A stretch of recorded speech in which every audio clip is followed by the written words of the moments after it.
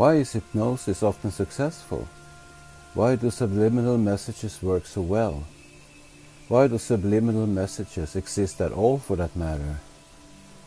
Do we think that psychologists and researchers just decided to come up with the concept on a whim and for their own entertainment?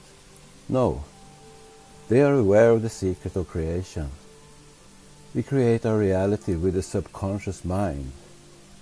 They know that if they can implant a suggestion into the subconscious mind, then the conscious mind will follow. When our conscious mind projects the thoughts from the subconscious mind, we manifest the reality in which we live.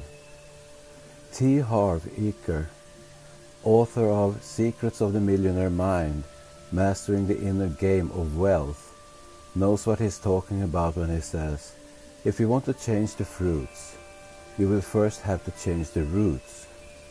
If you want to change the visible, you must first change the invisible. This seems like such an easy concept to understand. However, it's not so easily executed as we might think. Most people have it backwards. They think that by changing their outward thoughts, they will change their inner thoughts.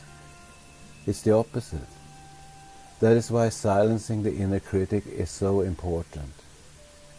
The inner critic loves to sit between the conscious mind and the subconscious mind, preventing the connection between the two. It's the gatekeeper to the subconscious mind. The inner critic knows what is in the subconscious mind, and it loves to keep it hidden from us. First, we need to become aware of our subconscious thoughts. We need to make the subconscious conscious. This is why integration and healing are so important. We are creating our reality with our subconscious thoughts on a conscious basis. And if we are not aware of these subconscious thoughts, or are not willing to change them, this is irresponsible creation. It's no wonder we have such a hard time here. To create in a way that benefits not only ourselves as individuals, but also humanity as a collective, we must become aware of what we are creating from our subconscious thoughts. We must be willing to look at our own fears and lower frequency emotions to realize the consequences of these thoughts. If someone hurts us and we lash out at them, the reaction is conscious, but the reason may be subconscious. We may think that we want to hurt this person in the same way we were hurt by them. We feel justified to hurt people because we are hurt. That is a reaction. What is causing that reaction? Why did the other person's action hurt us in the first place? Did this person threaten our ability to feel safe? Did the actions of the person make us feel unloved, unworthy, or trigger a fear of abandonment? When we can recognize that the other person is reacting out of their own subconscious, we may begin to recognize our responses and reactions from a higher perspective. When we can honestly say and act from a perspective of wanting the best for not only ourselves, but everybody around us, we will lose all motivation for hurting each other. Usually we hurt others because they have not acted in a way we want them to act, and we feel threatened by their actions based on our own subconscious fears. We spend far too much effort in trying to get others to change their behavior to make us feel better about our situation.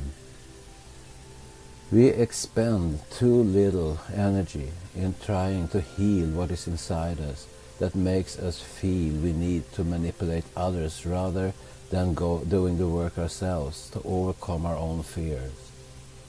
We may even be so bold to think we do not manipulate people and this does not relate to us.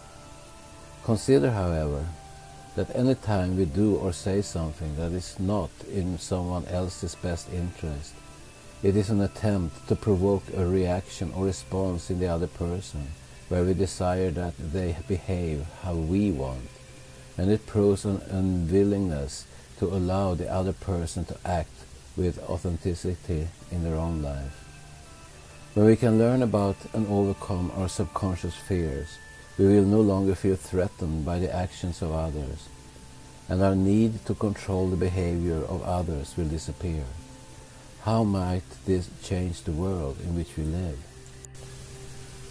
To respect someone and to be accepting of someone's authenticity is to allow them to pursue and create the reality based on their own best intentions for themselves. To deny that for someone is an attempt at suppression and manipulation of the highest order. It is trying to control the other person and make them conform to what we would have them create for us. We see this everywhere in our society, from our political leaders and all the way down to our individual relationships. Look at the world we have created for ourselves. When we look around at the creation we are living within, what do we find? We find a society that is creating their environment based on need. We live in a constant state of fear and poverty, fear of abandonment, and fear of destruction. At the root of all these fears is ultimately the fear of death. Fear of death has forced us to fight wars, ruin relationships, manipulate and hurt each other based on the low-frequency state of being called lack.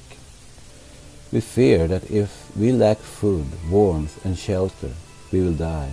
This is true.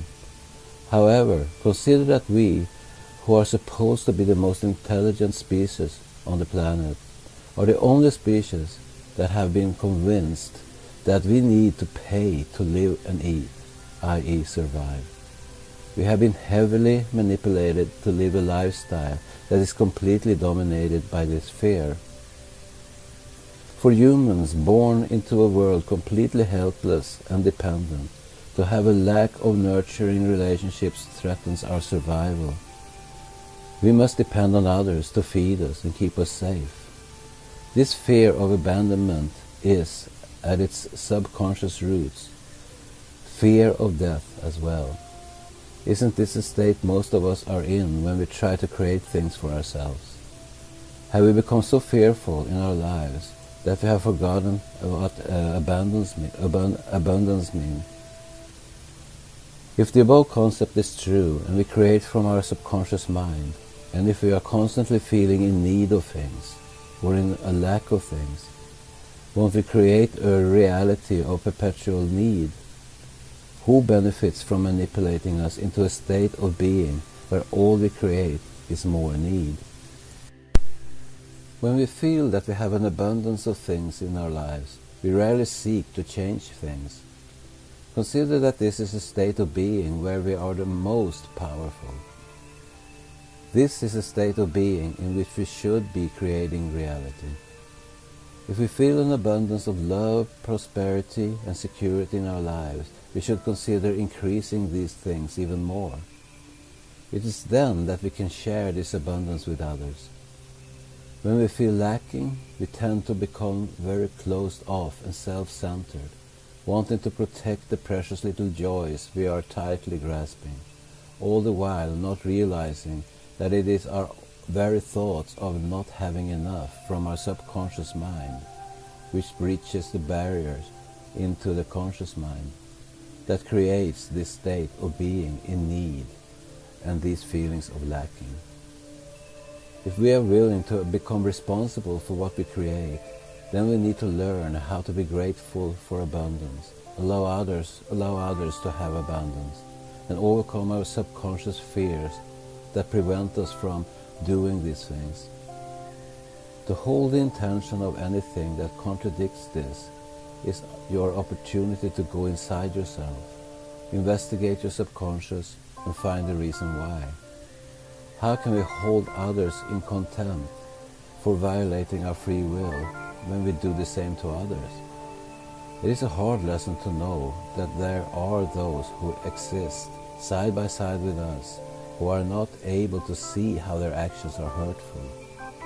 It is an even harder lesson and a disappointing realization to know that there are those of us who, even though they know their actions hurt us, they continue to do so with neither remorse nor willingness to treat others with responsibility for what they are creating around them. It is a process of maturation and emotional intelligence. When we discussed the inner child in previous videos, we must consider that some of us are permanently stuck in the state of a wounded inner child. They may appear as an adult on the outside, but on the inside is a fearful, wounded and starving child who will reach out and scratch, bite and kick at any hand that gets too close. Everyone is an enemy and no one can be trusted. Let us not forget that these beings are also creators of our reality. Can we emphasize enough the importance of healing? When society is being influenced by most humans who are creating from fear, a state of need, and an inner child who does not feel loved, do you think that our society might resemble something close to what we see around us now? Do you think it is possible to change this?